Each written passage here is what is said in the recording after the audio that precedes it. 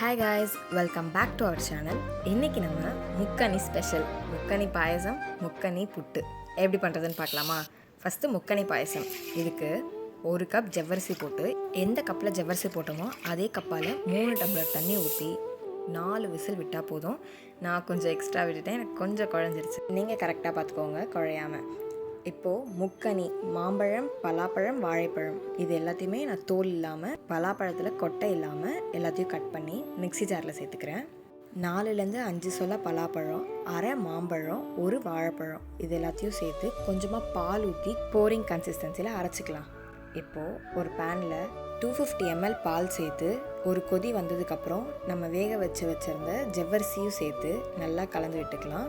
ஜவ்வரிசி கெட்டி கெட்டியாக ஆகிடும். ஸோ அந்த கெட்டி ஆகாமல் ஒரு 5 நிமிஷம் கைவிடாமல் கலக்குனா கரெக்டாக இருக்கும். இப்போ நம்ம அரைச்சி வச்சுருக்கோம் இல்லையா, மாம்பழம், பலாப்பழம், வாழைப்பழம் அதை சேர்த்து அதையும் நல்லா ஒரு 5 நிமிஷம் கலந்து விட்டுட்டு, இது திக்காகாமல் பால் வேணும்னா கொஞ்சமாக சேர்த்து நல்லா கலந்து விட்டுக்கலாம்.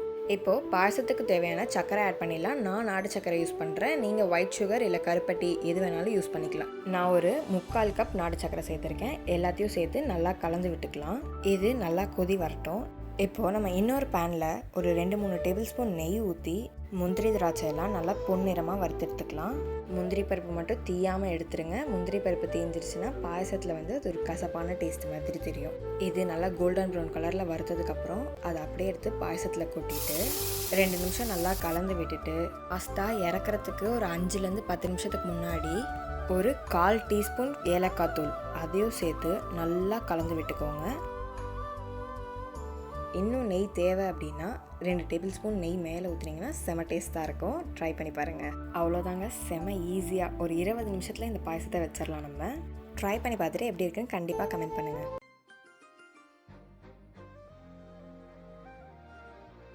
அடுத்தது முக்கனி புட்டு. இந்த டிஷ் பண்ணுறதும் ஈஸி, ஹெல்த்தியும் கூட.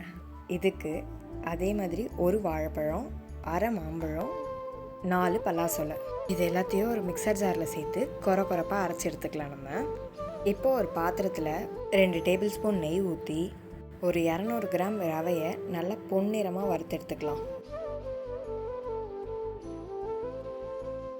இதை ஒரு 5லேருந்து 7 நிமிஷம் வறுத்தாலே போதும். இதை நல்லா வறுத்துட்டு சூடு ஆறுனதுக்கப்புறம் ஒரு பவுலில் மாற்றி எடுத்துக்கலாம்.